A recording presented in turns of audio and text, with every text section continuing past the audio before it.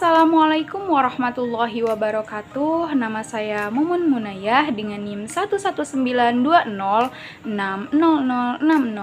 dari kelas 5B, mahasiswa UIN Sunan Gunung Jati Bandung, Fakultas Tarbiyah dan Keguruan jurusan Pendidikan Biologi. Nah, pada video kali ini saya akan menjelaskan tentang struktur dan fungsi lipid.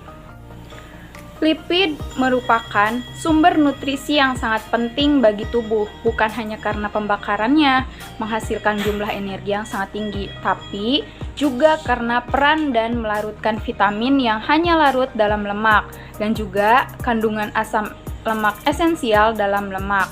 Nah, lemak disimpan dalam jaringan adiposa, di mana ia dapat berperan sebagai insulator atau selubung panas pada jaringan subcutaneous dan pelindung pada organ-organ tertentu.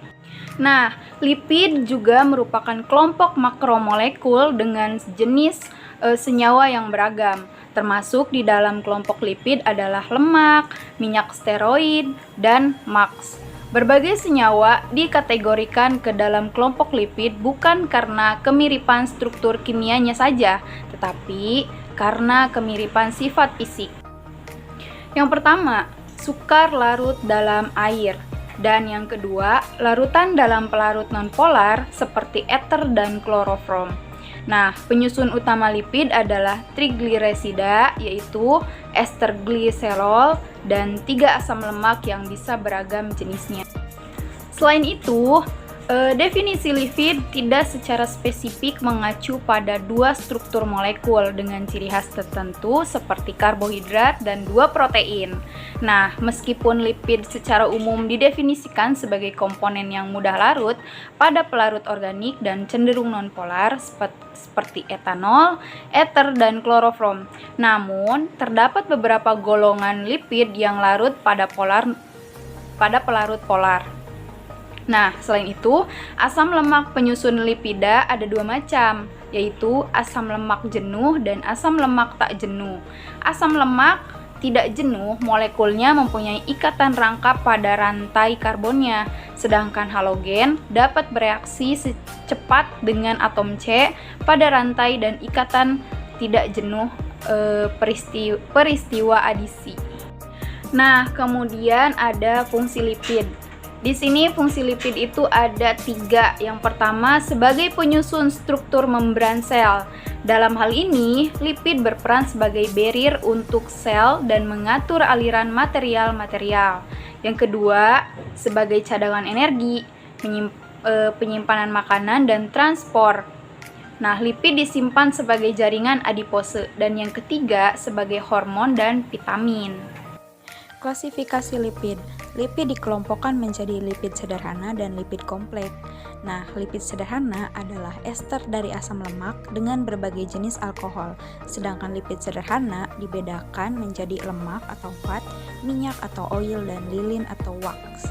Nah, lemak adalah ester dari asam-asam lemak dengan gliserol, sedangkan minyak merupakan bentuk liquid dari lemak, sementara lilin atau wax adalah ester dari asam lemak dengan monoalkohol berbobot molekul tinggi. Nah, kemudian ada pembagian lipid dalam darah. Ada 4. Yang pertama ada kolesterol, ada trigliserol, ada fosfolipid, dan asam lemak. Nah, untuk kolesterol adalah lemak yang diproduksi oleh manusia, terutama di dalam liver atau hati.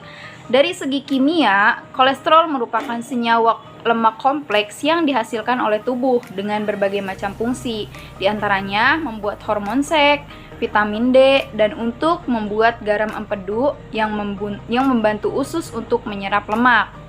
Nah, yang kedua ada trigliserida, merupakan penyimpanan lipid yang utama di dalam jaringan adipose. Lipid akan terlepas setelah terjadi hidrolisis oleh enzim lipase dan sensitif hormon menjadi lemak bebas dan gliserol. Nah, adapun penyusun trigliserida utama yaitu minyak nabati dan lemak hewani yang terbentuk dari 3 asam lemak dan gliserol. Nah, yang ketiga ada fosfolipid. Fosfolipid berfungsi untuk menjaga lemak agar selalu tersusun di dalam plasma darah dan cairan tubuh. Nah, fosfolipid juga membantu transportasi substansi dan larutan dalam lemak ketika melintasi membran sel.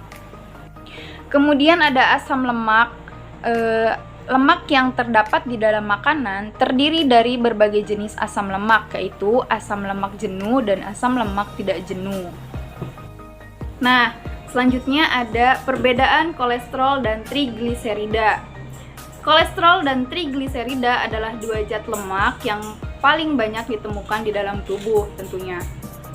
Adapun trigliserida memiliki fungsi sebagai energi cadangan yang akan digunakan oleh tubuh jika sumber energi yang utama yaitu glukosa di dalam tubuh telah habis. Oleh karena itu, trigliserida disimpan di dalam sel-sel lemak yang disebut dengan sel adiposa.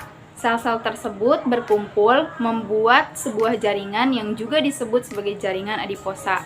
Jaringan ini tersebar di berbagai bagian dalam tubuh seperti di bawah permukaan kulit dan di antara organ-organ tubuh lainnya. Bedanya dengan trigliserida, kolesterol dihasilkan oleh metabolisme lemak dan diperlukan oleh tubuh untuk membangun jaringan dan sel, membentuk berbagai hormon dan berperan dalam sistem pencernaan. Di dalam darah, kolesterol tidak bisa larut sehingga kolesterol bergabung dengan protein dan membentuk lipoprotein. Selain itu, terdapat dua jenis kolesterol tubuh yang mempunyai kegunaan tersendiri, yaitu kolesterol baik HDL dan kolesterol jahat LDL. Oke, terima kasih telah menonton video ini. Semoga bermanfaat dan see you!